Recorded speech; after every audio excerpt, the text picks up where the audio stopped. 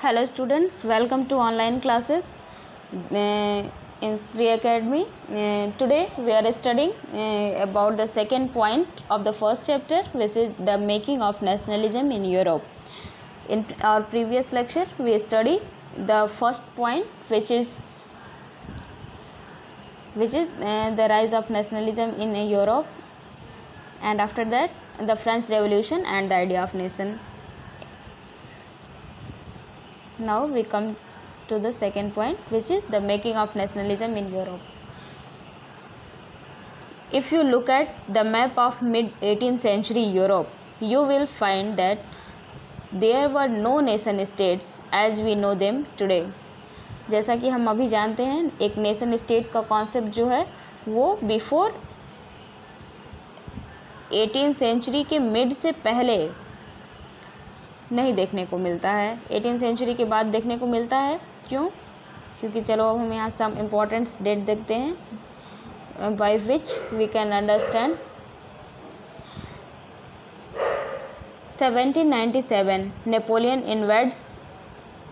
ये तो इसके बाद के डेट्स हैं. इससे पहले क्या होता है कि 1789 में फ्रेंच रेवोल्यूशन होता है. 1774 में से पहले ही अमेरिकन रेवोल्यूशन हो चुका रहता है. तो लोग जो हैं वो एक नेशन स्टेट के फीलिंग में आ गए होते हैं.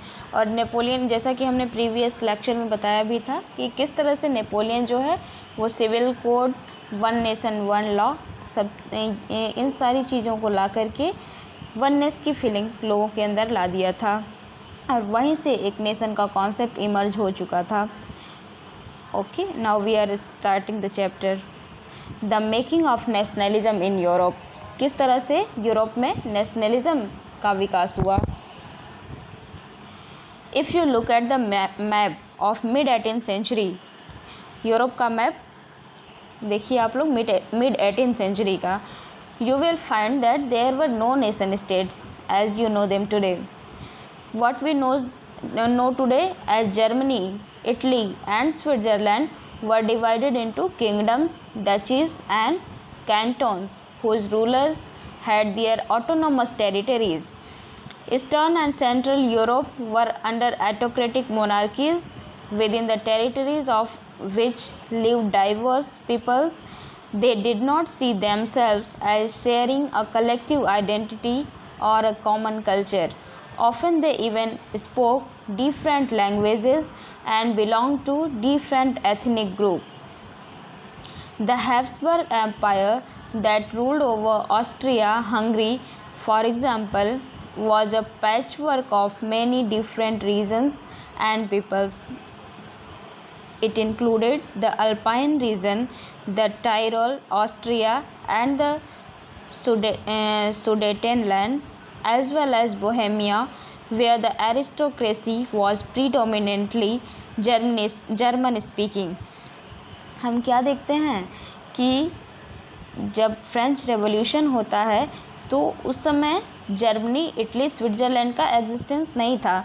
ये सब कैसे थे कि जिस तरह से हम देखते हैं आज की जर्मनी, इटली, स्विट्ज़रलैंड, इस टाइप का एग्जिस्टेंस नहीं था. ऐसा नहीं कि वो लैंड ही नहीं था, लेकिन किस टाइप का गवर्नमेंट था?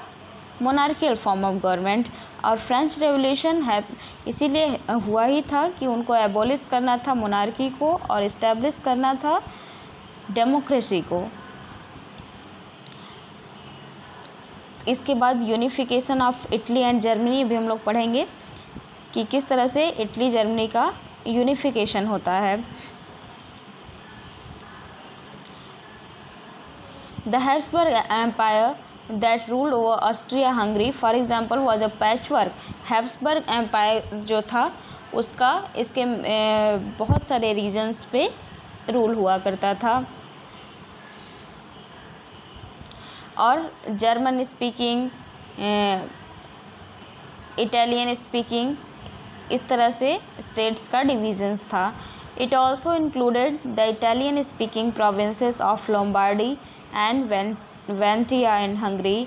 Half of the population spoke Magyar, while the other half spoke a variety of dialects. क्योंकि डिफरेंट रीजन्स में एक नेशन का कॉन्सेप्ट तो था नहीं कि डिफाइंड टेरिटरी रहे कि यहाँ से यहाँ तक एक नेशन है। तो क्या होता था कि जो मोनार्क होता था वो हमेशा अपने लैंड को, अपने टेरिटरी को एक्सपेंड करना चाहता था, और इसके लिए दूसरे जो कंट्रीज़ होते थे, जो दूसरे नेशन, दूसरी टेरिटरी, दूसरे मोनार्कियल गवर्नमेंट का जो रीजन होता था उस पर कंट्रोल करने के लिए वार्स होते थे। इंडिया में भी हम ऐसा ही देखते हैं कि एक राजा दूसरे राजा के ऊपर, राजपूत एज में, सल्तनत एज में या फिर मुग़ल एज में, एक राजा जो है दूसरे राजा की टेरिटरी को ऑक्यूपाई करने के लिए हमेशा युद्ध किया करते थे। अब जैसे कि उत्तर प्रदेश की गवर्नमेंट रहे, सपोज दैट उत्तर प्रदेश एक अलग नेशन है, उत्तर प्रदेश के जो राजा हैं ये जाकर के बंगाल में कंट्रोल कर लें, तो बंगाल वाले क्या उत्तर प्रदेश से अब एक फीलिंग में जुड़ पाएंगे? कभी नहीं जुड़ पाएंगे, क्योंकि उनकी अलग लैंग्वेज है, उनका सब चीज़ अलग है, यहाँ का अलग है। तो वो चूँकि मोनार्क के अंडर में रहेंगे इसलिए मोनार्क का कहना मानना ही पड़ेगा उनको, लेकिन वो एक वननेस नहीं हो पाएगा। जैसे कि अभी इंडिया कहा जाता है ना कि अब मेरा नेशन है, हम लोगों का नेशन है और इसका टेरिटरी डिफाइंड है, हम लोगों की एक हिस्ट्री है, हम लोगों का एक कल्चर डिफरेंस है हमारे यहाँ, लेकिन फिर भी इक्वलिटी है क्योंकि हमारी एक ही हिस्ट्री है। हम लोग अपना जो नेशन है उसको हमेशा ग्लोरीफाई करना चाहते हैं। लेकिन अगर ये कॉन्सेप्ट ना रहे कि हमारी सिमिलर हिस्ट्री है, अगर लोगों को बाई फोर्स कंट्रोल करना चाहे कोई, तो इट इज़ नॉट पॉसिबल। जैसे कि हम देखते हैं कि बांग्लादेश और पाकिस्तान 1971 से पहले एक ही हुआ करते थे। जब इंडिया का डिवीज़न हुआ था, पाकिस्तान जब सेपरेट किया गया था 1947 में, तो उस समय क्या था कि बांग्लादेश भी ईस्टर्न पाकिस्तान हुआ करता था, क्योंकि वो मुस्लिम डोमिनेटेड प्रोविंस था तो उसको पाकिस्तान को दिया गया था, क्योंकि डिवीज़न ही रिलीजन बेस पे हुआ था। तो पाकिस्तान से फिर क्यों अलग होना चाहा? क्योंकि मुस्लिम्स वहाँ भी थे, बांग्लादेश में भी, जिसको ईस्टर्न पाकिस्तान के नाम से जानते थे हम 1871 से पहले, और पाकिस्तान में मुस्लिम्स थे ही, तो दोनों का रिलीजन तो सेम था लेकिन कल्चर जो है वो टोटली डिफरेंट था। तो वो क्या किए कि वो एक नेशंस का नेम तो उन्हें दे दिया गया, लेकिन वो कभी अपने साथ उसको एडजस्ट नहीं कर पाए, क्योंकि बंगाल में ईस्टर्न में पाकिस्तान जो था वो आज का जो बांग्लादेश है, पश्चिमी वेस्टर्न बांग्लादेश जो कि इंडिया में आया है, जिसको हम बंगाल के नाम से जानते हैं, वो उसकी स्पीकिंग, उसकी लैंग्वेज और ईस्टर्न पाकिस्तान मीन्स बांग्लादेश की लैंग्वेज सेम हुआ करती थी, सेम कल्चर थे, बस रिलीजन डिफरेंट थे, लेकिन सारा चीज़ एक था। और उसको बस रिलीजन के बेस पे हम उसको पाकिस्तान को दे दिया गया, तो वो उसके साथ एडजस्ट ही नहीं कर पाए। लास्ट में क्या होता है, वार होता है और 1871 में बांग्लादेश अपने को एक अलग नेशन के रूप में इस्टेब्लिश करता है। तो इसी तरह से जब भी मौका मिलेगा तो जो अलग अलग स्पीकिंग्स के लोग हैं वो जब बात ही नहीं समझ पाएंगे तो कैसे रहेंगे, कैसे अपना कम्युनिकेशन डेवलप करेंगे, कैसे किसी की प्रॉब्लम समझेंगे। अभी हमारे यहाँ है ना कि हिंदी एक लैंग्वेज है जिस लैंग्वेज को सब समझते हैं, चाहे वो बंगाली हो, अगर हिंदी नहीं समझता है तो इंग्लिश समझता है, और इंग्लिश या हिंदी में ही हम टॉक कर सकते हैं और सारे जगह के लोग समझ सकते हैं। लेकिन अगर कोई ऐसा डिफाइंड लैंग्वेज ना रहे तो क्या पॉसिबल है कि एक उत्तर प्रदेश का बंगाली समझ जाए? कभी नहीं समझेगा। वो पता नहीं समझेगा तो सब उल्टा पुल्टा मीनिंग समझ जाए, अपने मन का मीनिंग समझ जाए, उसका मीनिंग कुछ और होता हो। लैंग्वेज इशू होगा ना, और मीनिंग ही नहीं समझेगा तो फिर कुछ उसी जो समझेगा उसी हिसाब से उल्टा पुल्टा सब करेगा। तो एक लैंग्वेज बहुत बड़ी रीज़न मानी जाती है किसी भी नेशन में। जब तक एक defined language, defined rules regulations नहीं रहेंगे तब तक बहुत टफ होता है एक साथ रहना। देखो इसी बेस पे तेलंगाना अलग हो गया, एक अलग स्टेट बन गया। इसी बेस पे हरियाणा पंजाब से अलग हो गया, क्योंकि हरियाणा में हिंदी बोली जाती थी, पंजाब में पंजाबी बोली जाती थी और उन लोगों को प्रॉब्लम होती थी उसके साथ। स्टेट्स का डिवीज़न हम तो देख ही सकते हैं। और ये हिमाचल अलग हो गया उत्तर प्रदेश से, उत्तराखंड। तो इस तरह से बिहार से झारखंड अलग हो गया, क्योंकि झारखंड ट्राइबल रीजन था और बिहार जो है वो मेन स्ट्रीम में जो लोग हैं उनके कंट्रोल में था। मीन्स वहाँ पे उन लोगों की ज़्यादा संख्या थी। तो एक साथ रहना मुश्किल होता है अगर लैंग्वेजेस चेंज होती हैं, कल्चर चेंज होते हैं। हाँ, लेकिन एक कंट्री हो सकती है। क्यों? क्योंकि उस कंट्री का एक हिस्ट्री रहेगा, उस कंट्री का एक डिफाइंड लैंग्वेज रहेगा कि जिस लैंग्वेज के यूज़ से हम उसमें के लोगों को डील कर सकें, बात कर सकें, अपने बात को दूसरों तक पहुंचा भी सकें। ये क्लियर हुआ कि किस बेसिस पे जर्मन और ये सब जो हैं ये प्रॉब्लम क्यों इमर्ज हुई। क्योंकि मोनार्क अलग अलग जगह पे कंट्रोल तो कर सकता है, लेकिन लोगों की भावनाओं पर कंट्रोल तो किया नहीं जा सकता है। In Galcia, the aristocracy spoke Polish. Besides these three dominant groups, there also lived within the boundaries of the empire a mass of subject peasants, peoples, Bohemians and Slavs to the north, Slavnes in Corniola, Croats to the south and Rumans to the east in Transylvania। इसमें बता रहा है किस तरह से different place पे different types के communities थी और स्पीकिंग्स थी। Such differences did not easily promote a sense of political unity. The only tie binding these diverse groups together was a common allegiance to the emperor. How did nationalism and the idea of nation state emerge? The aristocracy and the new middle class. Socially and politically, a landed aristocracy was the dominant class on the continent. Aristocracy थी एक तंत्र। The members of this class were united by a common way of life that cut across regional divisions. They owned estates in the countryside and also townhouses.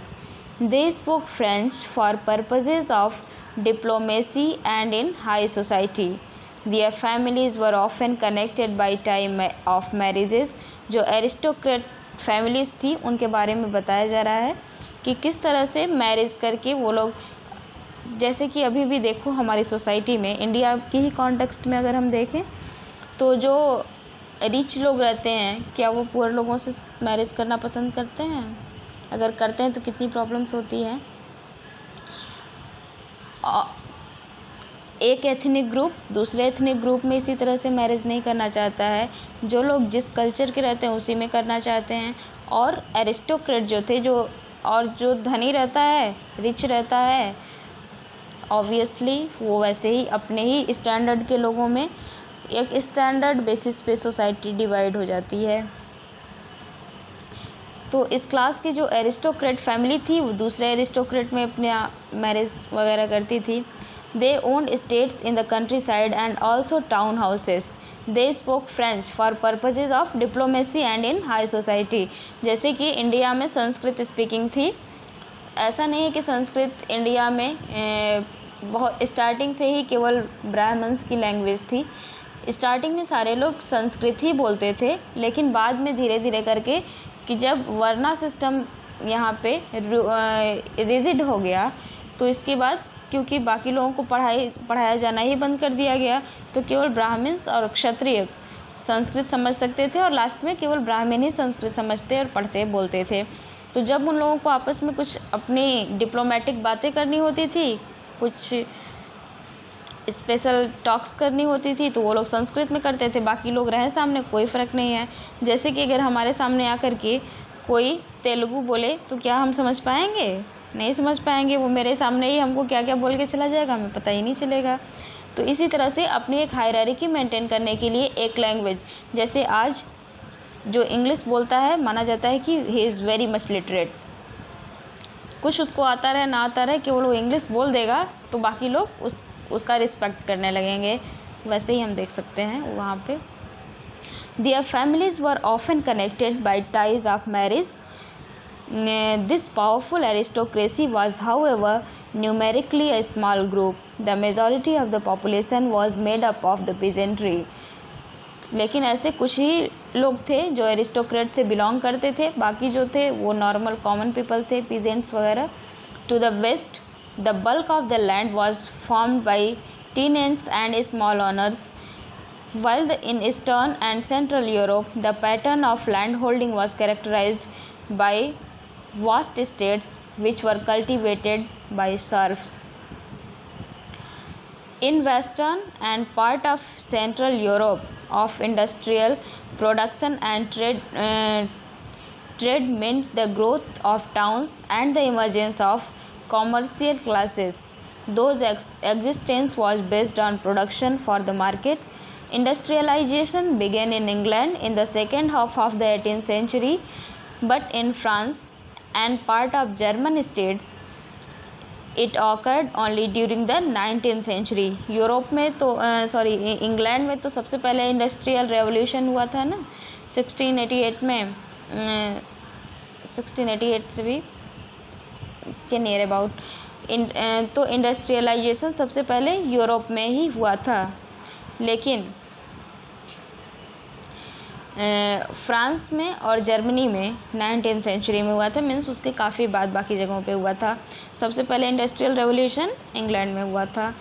In its wake new social group came into being a working class population and middle classes made up of industrialist, businessman, professionals. In central and eastern Europe these groups were smaller in number till late 19th century. It was among the educated liberal middle classes that ideas of national unity following the abolition of aristocratic privileges gained popularity.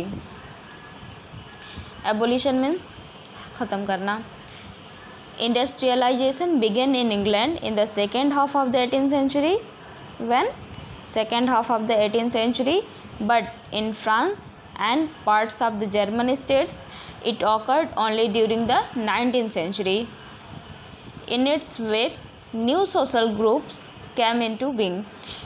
जब industrial revolution हुआ, इसके बाद क्या हुआ कि एक नया class, एक नई मांग, एक नया डिमांड इमर्ज हुआ इंग्लैंड से बाकी जगहों पर।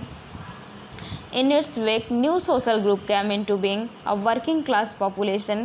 जब फैक्ट्रीज रहेगी, इंडस्ट्रीज़ रहेगी, तो क्या होगा? वर्किंग क्लास पॉपुलेशन इंक्रीज़ करेगी, बिजनेसमैन आएंगे, प्रोफेशनल्स आएंगे, इन लोगों की ज़रूरत भी पड़ेगी। और इससे क्या होगा कि क्या हुआ? In central and eastern Europe these groups were smaller in number till late 19th century. 19th century तक तो ये एक छोटे ग्रुप्स मतलब कम ही लोगों में हुआ करता था, लेकिन उसके बाद क्या हुआ? It was among the educated liberal middle classes that ideas of national unity following the abolition of aristocratic privileges gain popularity. और इसी से जब एक तरह के क्लासेस इमर्ज किए, एक तरह की आइडियाज़ इमर्ज की, एक नेशनल यूनिटी की फीलिंग आई, इसके बाद क्या हुआ कि लोग एरिस्टोक्रेसी को अब एबोलिश करना चाहे। What did liberal nationalism stands for? Liberal nationalism का क्या मतलब होता था या होता है? लिबरल मीन्स उदारवादी, उदार, नेशनलिज्म मीन्स राष्ट्रवाद। उदार राष्ट्रवाद। इज़म मीन्स हम बताए थे प्रीवियस वीडियो में भी कि इज़म मीन्स वाद होता है। Political thinking mainly ISM ism जो है इसका मतलब कोई पॉलिटिकल बिलीफ होता है कि किस तरह की आइडियोलॉजी आप रखते हैं। तो उदार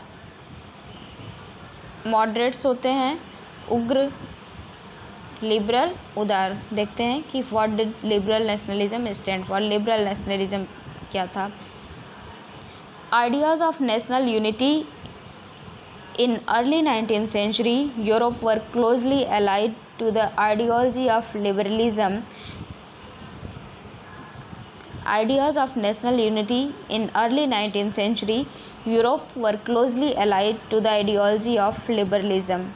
The term liberalism derives from the Latin root liber means free. Latin word है liberalism में liber, liber means free. From the new middle classes, liberalism stood for freedom for the individual and equality of all before the law. Liberalism में क्या बोलता है कि इसमें freedom for the individual and equality of all before the law.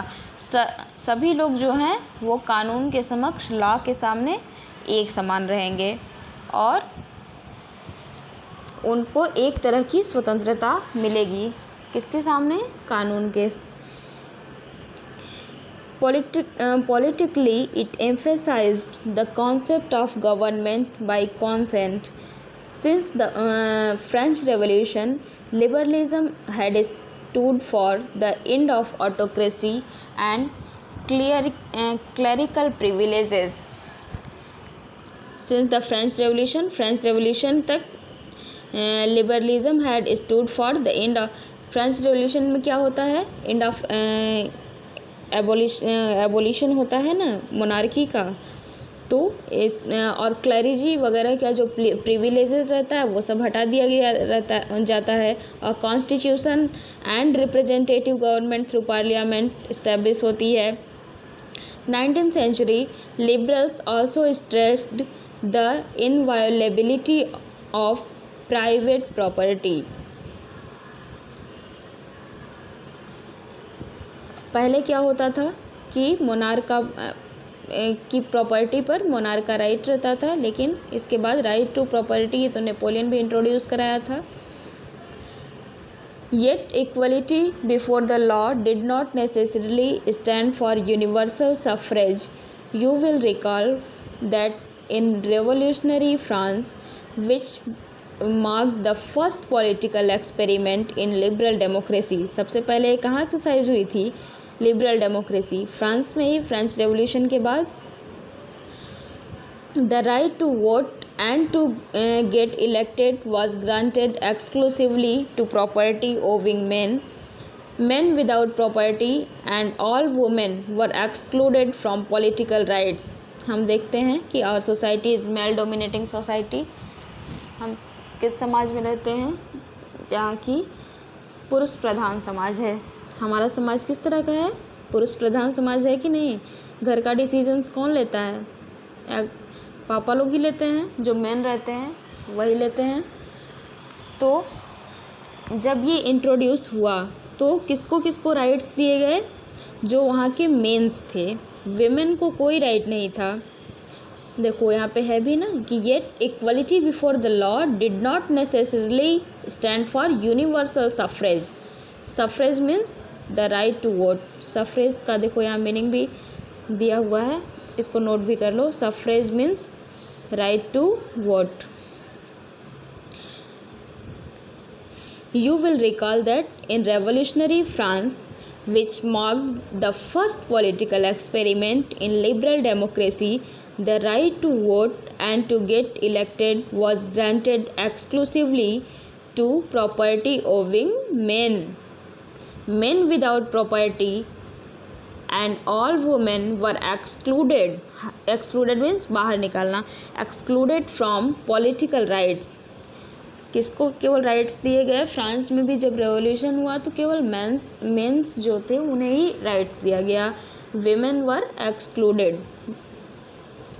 Only for a brief period under the Jacobins did all adult males enjoy suffrage. Suffrage means right to vote. किसको दिया गया? Only adult males को. However, the Napoleonic Code went back to limited suffrage and reduced women to the status of a minor, subject to the authority of fathers and husbands. Throughout the 19th and early 20th centuries, women and not propertied men organized opposition movement demanding equal political right. अभी तक कुछ adults को ही जो Jacobian clubs जिसका representative हुआ करते थे, कुछ एडल्ट्स को ही, केवल मेल को ही बस राइट हुआ करता था, राइट टू वोट. अब क्या होगा कि अब कुछ लोगों को राइट मिलेगा और कुछ लोगों को नहीं मिलेगा, तो क्या वो चुपचाप देखेंगे? कुछ समय तक देख सकते हैं, लेकिन उसके बाद ज़रूर इसमें फिर से रेवोल्यूशन आएगा. सेम थिंग हैपेंड देयर कि जो लोग एक्सक्लूडेड थे, नॉन प्रॉपर्टीड मेन, जो कुछ आदमी भी ऐसे, कुछ लिमिटेड लोग ही थे जिन्हें राइट टू वोट दिया जाता था. लेकिन अब जिन लोगों को एक्सक्लूड किया गया, कुछ लोग वोट कर सकते थे, सफ्रेज मीन्स वोट, बाकी लोग जो एक्सक्लूडेड थे वो मेन और वुमेन्स तो सारी ही एक्सक्लूडेड थी. तो वो सब लोग मिल करके फिर से अपोजिशन मूवमेंट चलाए, जिसमें वो क्या डिमांड किए? डिमांडिंग इक्वल पॉलिटिकल राइट्स, समान तरह का राजनीतिक अधिकार जो है सबको एक समान की मांग किए. In the economic sphere, liberalism stood for the freedom of markets and the abolition of state imposed restrictions on the movement of goods and capital. During the 19th century, this was a strong demand of the emerging middle classes. 19th century में industrial revolution हो चुका था. अब क्या demand हुआ? अब middle class emerge किया. किस चीज़ के साथ? During the 19th century, this was a strong demand of the emerging middle classes. Let us take the example of the German speaking regions in the first half of the 19th century. Napoleon's administrative measures had created out of countless small principalities a confederation of states. Each of these possessed its own currency and weight and measures. A merchant traveling in 1833 from Hamburg to Nuremberg to sell his goods would have had to pass through 11 customs barriers and pay a customs duty of about 5% at each one of them. Habsburg से नरेमबर्ग तक जाने में एक जो मर्केंट था, उसको कितना 1833 का एक मर्केंट है जो अपना राइट किया है प्रॉब्लम्स कि 11 कस्टम ड्यूटीज़ थे, 11 बैरियर्स थे, 11 जगह पे उनकी चीज़ें चेंज होती थी और कस्टम्स ड्यूटीज़ लगते थे. और कितनी? 5%. कितना लॉस होगा? तो Napoleon one nation, one currency, one code सब ला करके इसमें चेंज कर चुका था.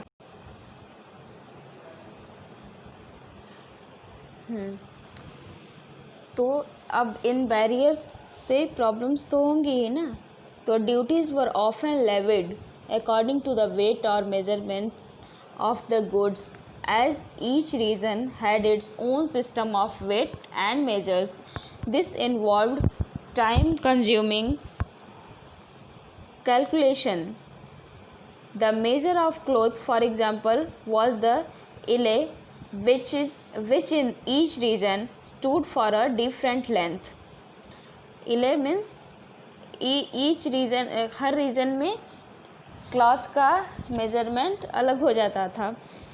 An ile of textile material bought in Frankfurt would get you 54.7 centimeter of cloth. In Manch, 55.1 centimeter, in Nuremberg 61.6 centimeter, in Freiburg 53.5 centimetre. Means इले हम जो देख रहे हैं हर जगह चेंज होता जा रहा है, क्योंकि कोई स्टैंडर्ड वैल्यू नहीं है, तो प्रॉब्लम तो होगी। और जब नेपोलियन स्टैंडर्डाइज्ड सब चीज़ कर दिया उसके बाद, और अब लोगों के अंदर ये जागरूकता हो गई और ये इजी समझ में आने लगा कि ये सिस्टम ठीक है। सच conditions were viewed as obstacles to economic exchange and growth by the new commercial classes, who argued for the creation of a unified economic territory allowing the unhindered movement of goods, people and capital. In 1834, a customs union or Zollverein was formed at the initiative of Prussia and joined by most of the German states. Zollverein groups बनाए गए। Zollverein merchants के groups हुआ करते थे। The union abolish tariff barriers and reduce the numbers of currencies from over 30 to 2। The union abolish tariff barriers and reduce the number of currencies from over 30 की जगह पे 2 कर दिया गया। The creation of a network of railways for the stimulated mobility, harnessing economic interest to national unification, a wave of economic nationalism strengthened the wider nationalist sentiments growing at the time. अब इधर देखते हैं कि source में क्या दिया हुआ है। Economists began to think in terms of the national economy. Economist अब क्या सोचने लगे? एक नेशनल इकॉनमी के बारे में। They talked of how the nation could develop and what economic measure could help forge this nation together. Frederick List, professor of economics at the University of Tübingen in Germany, wrote in 1834. A German economist, Professor Frederick List, wrote in 1834. What he wrote? The aim of the Zollverein is to bind the Germans economically into a nation. जो जोलवेरिन group बना था मर्केंट्स का, वो क्या चाहते थे कि जितने भी जर्मन्स हैं उनको इकोनॉमिकली एक नेशंस के रूप में बाइंड अप किया जाए। It will strengthen the nation materially as much by protecting its interests externally as by stimulating its internal productivity. It ought to awaken and raise national sentiments through a fusion of individual and provincial interests. The German people have realized that a free economic system is the only means to endanger national feeling. जब एक तरह की one nation one tax, one nation one law, one nation one one ideologies change हो सकती हैं, लेकिन सबका M एक रहेगा, तो क्या होगा? नेशनलिज्म की फीलिंग्स ऑलरेडी इमर्ज करेगी। यहाँ भी डिफरेंट टाइप्स के आइडियोलॉजीज़ हैं इंडिया में, लेकिन क्या कोई चाहता है कि इंडिया को कोई चोट पहुँचे? सब लोग अपने अपने डिफरेंट तरीके से उसको ठीक करना चाहते हैं। आइडियोलॉजीज़ अलग हो सकती हैं, लेकिन एम एक होना चाहिए। Such conditions were viewed as obstacle to economic changes, जो कि अभी हम पढ़ चुके हैं। जोलवेरिन क्या होता था? एक मर्केंट्स का ग्रुप था। A new conservatism after 1815। Conservatism, देखो फिर से इज़म आ गया। कंजर्वेटिज्म इधर देखो न्यू वर्ड्स में, here you can see, also learn the definition of conservatism. Conservatism means a political philosophy that stressed the importance of tradition, established institutions and customs, and preferred gradual developing to quick change. A political philosophy that stressed the importance of tradition, जो कि tradition के importance को बताता हो, established institutions and customs, and preferred gradual development to quick change. और जो customs हैं, जो कंजर्वेटिज्म में जो ट्रेडिशन है उसको लोग हमेशा फॉलो करते हैं। जो हमारा ट्रेडिशन आया है उसमें जो छोटी छोटी गलतियां हैं, जो रूढ़ियां समय के साथ आ गई हैं, उनको धीरे धीरे दूर, स्टेप बाय स्टेप दूर करना चाहते हैं। ऐसा नहीं कि वो पूरे के पूरे सोशल स्ट्रक्चर को दूर करना चाहें, ऐसा कंजर्वेटिस्ट कभी नहीं चाहते हैं। चलो, new conservatism after 1815। Following the defeat of Napoleon in 1815 में in battle of Waterloo Napoleon was killed. European government was driven by a spirit of conservatism. Napoleon हर चीज़ नया नया कर रहा था ना, लेकिन अब जो गवर्नमेंट आई वो क्या चाहती थी कि जो जैसे पहले सिस्टम चला रहा था उसमें केवल कुछ कुछ सुधार कर दिए जाएं, बाकी जो सिस्टम है वो एज इट इज़ प्रोसेस में रहे। Conservatism believed that established traditional institutions of state and society like the monarchy, the church, social hierarchies, property and the family should be preserved.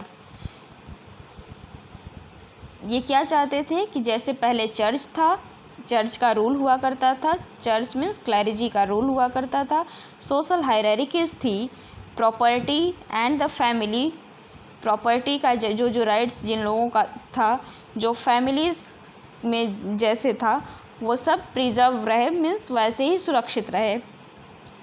Conservative means रूढ़िवादी या परंपरावादी लोग कहा ही।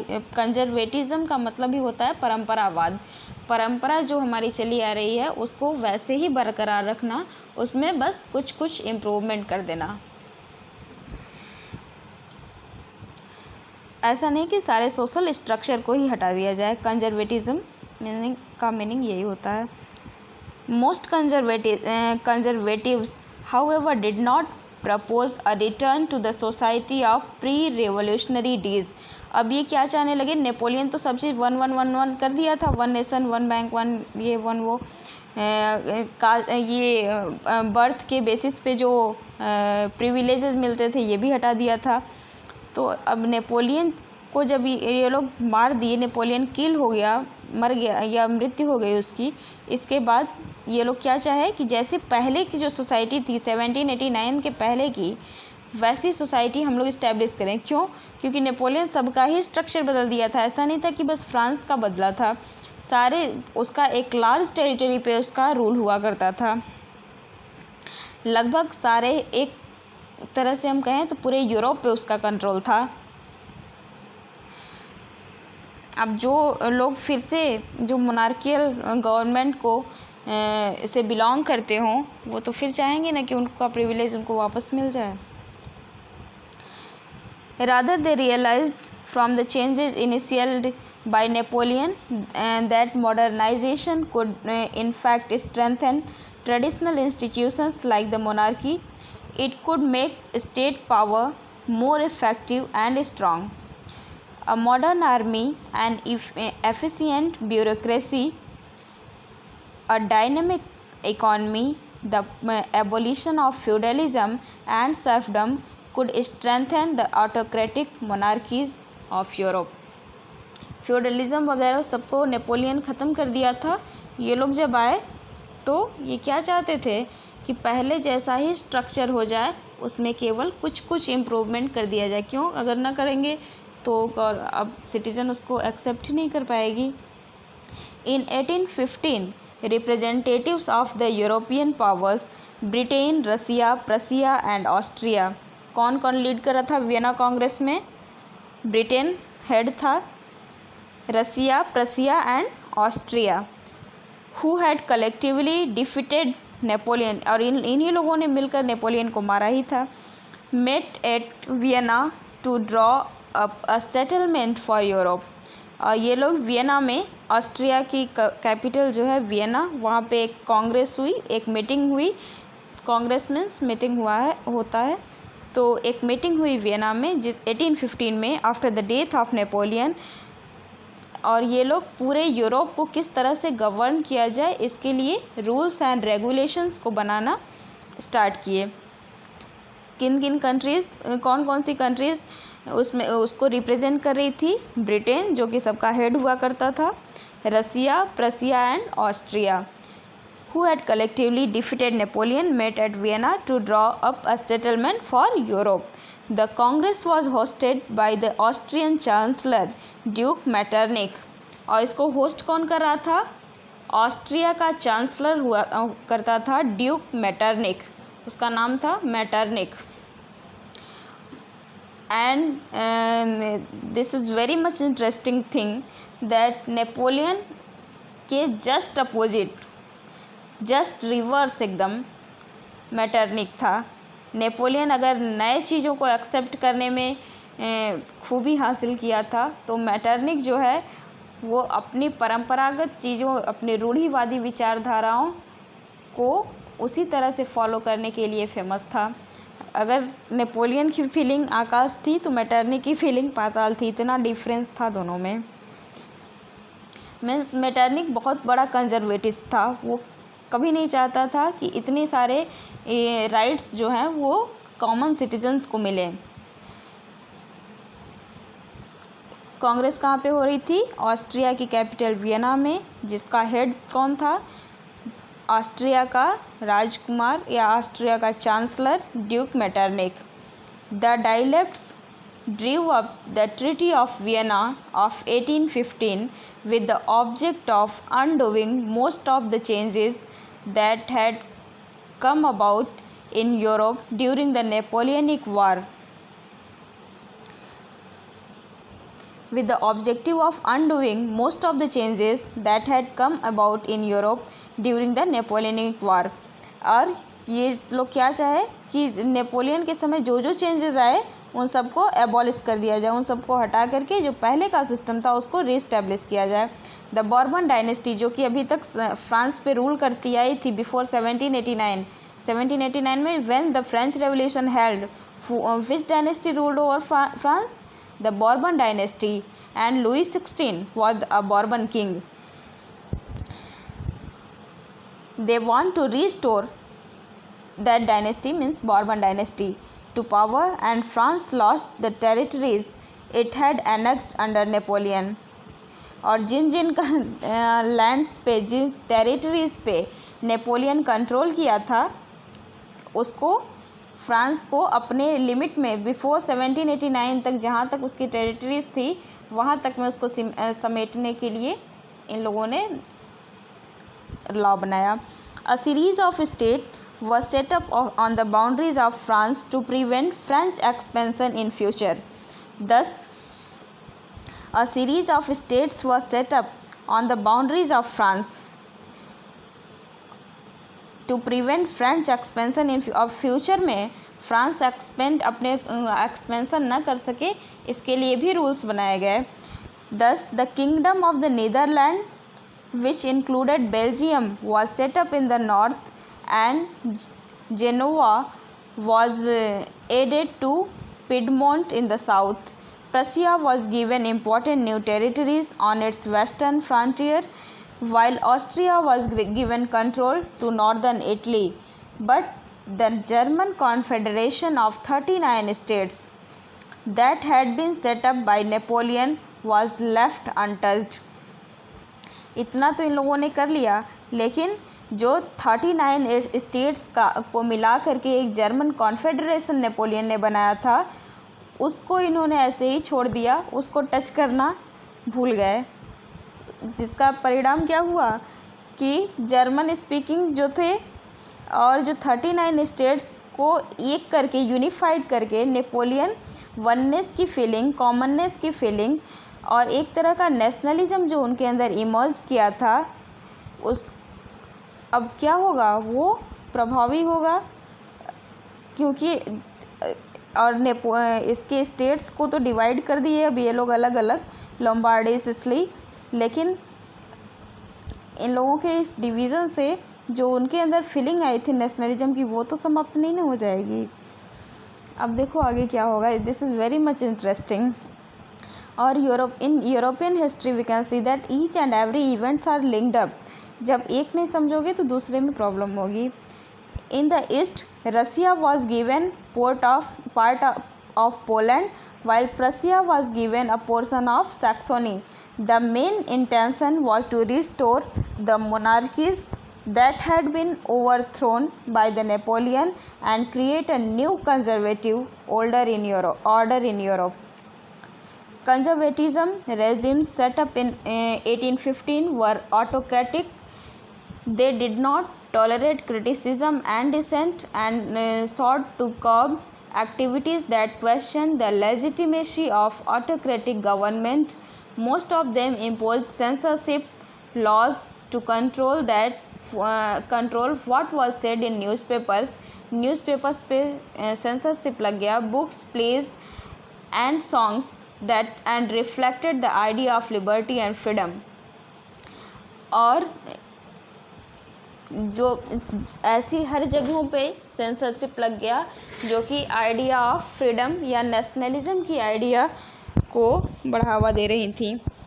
ऐसी books पर ban लग गया, ऐसे न्यूज़पेपर्स पर बैन लग गया, सेंसरशिप लग गया, ताकि जो लोग हैं वो एकजुट होकर के एक तरह से आवाज़ 1789 की तरह न उठा पाएँ। इसलिए हर चीज़ पर, क्लब्स पे, हर चीज़ पे सेंसरशिप लग गया। देखो in this figure, the club of thinkers annoying caricature dating to 1820, the plaque on the left bear the inscription, the most important question of today meeting, how long will thinking be allowed to us. ये लोग इसमें meeting कर रहे हैं कि क्या क्या अब हम लोगों को मिला है। The board of on the right list the rules of the club which include the following, silence is the first commandment of this learned society to avoid the eventually whereby a member of this club may succumb to the temptation of speech muzzles will the disturb to members upon entering. Associated with the French Revolution, the memory of the French Revolution nonetheless continued to inspire liberals. One of the major issues taken up by the liberal nationalists who criticized the new conservative order was freedom of press. Press पे freedom, press का पर जब भी censorship लगता है तो problem हमेशा create होती है। जैसे कि हम इंडिया में जब 1977 में से पहले जब इमरजेंसी लगी थी,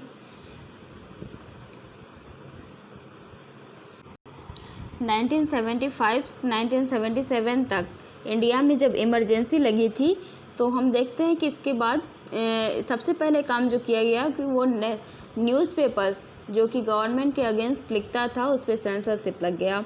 और ये डेमोक्रेसी का सबसे बड़ा हथियार होता है। एक तरह से हम कह सकते हैं कि डेमोक्रेसी की आंखें होती हैं न्यूज़पेपर। इस पर जब सेंसरशिप लग जाता है तो लोगों में बहुत बड़ा आक्रोश हो जाता है। जैसे कि इंदिरा गांधी की गवर्नमेंट 1977 में इसी वजह से एबोलिश कर दी गई, हटा दी गई, और उसके बाद जनता शासन आया, तो एक इमरजेंसी टाइप की सिचुएशन हो जाती है जिसमें कि किसी को फ्रीडम ऑफ स्पीच नहीं रहती है, फ्रीडम ऑफ प्रॉपर्टी नहीं रहती है, किसी भी तरह की फ्रीडम्स नहीं रहती है। सारा फ्रीडम जो कंट्रोल है वो मोनार्क के अंडर में आ जाता है। तो जो मिडिल क्लास है, जो कि पढ़ा लिखा बुद्धिजीवी वर्ग है, वो हमेशा इसको अपोज करेगा ही करेगा। द रेवोल्यूशनरीज, क्रांतिकारी। During the years following 1815, the fear of repression draw many liberal nationalists underground. क्या हुआ कि during the year following 1815 of fear of repression draw many liberal nationalist underground. क्यों? क्योंकि बुक्स पे बैन लग गई, नॉवेल्स पे बैन लग गए, जो भी गवर्नमेंट के अगेंस्ट लिखता था उस पर बैन लग गए. तो अब ये लोग क्या करना स्टार्ट किए कि छुप छुप करके अपनी आइडियोलॉजी को एडवर्टाइज करना स्टार्ट किए. Secret societies sprang up in many European state to train revolutionaries and spread their ideas. To be revolutionary at this time meant a commitment to oppose monarchical form that had been established after Vienna Congress and to fight for liberty and freedom. Most of these revolutionaries also saw the creation of nation states as a necessary part of this struggle for freedom. देखो in this image we can see Joseph Mazzini and the founding of Young Europe in Bonn 1833. One such individual was the Italian revolutionary Joseph Mazzini, born in Geneva in 1807. He became a member of the Sacred Society of the Carbonari. As a young man of 24, he was sent into exile in 1831 for attempting a revolution in Liguria. He subsequently founded two more underground societies, first Young Italy in Marseille and then Young Europe in Bern. Two societies को इसने form किया. First one is Young Italy, एक का नाम young Italy था और दूसरे का नाम young Europe. whose members were like-minded young men from Poland, France, Italy and the German states. Mazzini believed that God had intended nations to be the natural unit of mankind, so Italy could not continue to be a patchwork of small states and kingdoms.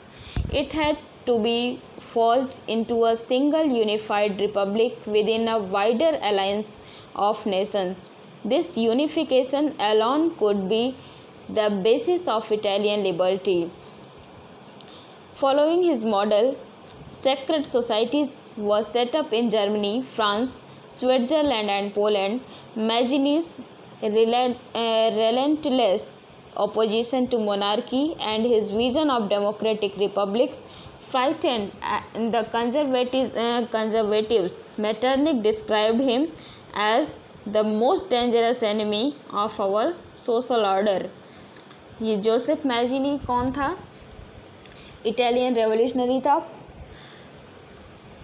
इनका burn 1807 Geneva में हुआ था. 24 years के जब ये थे तभी से ये एक एक्टिव पार्टिसिपेशन किए पॉलिटिक्स में. तो ऐसे डायरेक्ट करने का राइट था नहीं उस समय, क्योंकि 1815 में ये सब पे बैन लग गया था. तो ये लोग छुप छुप करके अपनी संस्थाएं बनाते थे. जैसे कि दो इंस्टीट्यूशन इन्होंने बनाया था. First one is young Europe and second one is first one is Young Italy and second one is young Europe. और हम देखते हैं कि इटली का जो यूनिफिकेशन होता है उसमें मैजिनी का बहुत बड़ा हाथ रहता है. उसका जो बेस है वो मैजिनी ने ही रखा था. और मेटरनिक जो कि वियना कांग्रेस का हेड था, ऑस्ट्रिया का चांसलर ड्यूक मेटरनिक, ये क्या कहता था कि the most dangerous enemy of our social order is Joseph Mazzini. Joseph Mazzini जो है वो सबसे बड़ा खतरा है जो हमारी मोनार्कियल फॉर्म ऑफ गवर्नमेंट चल रही है उसके against. In our next video lecture we will study about the age of revolution. Students, please read your book again and again, and if you face any problem then please ask in Zoom classes. Thank you.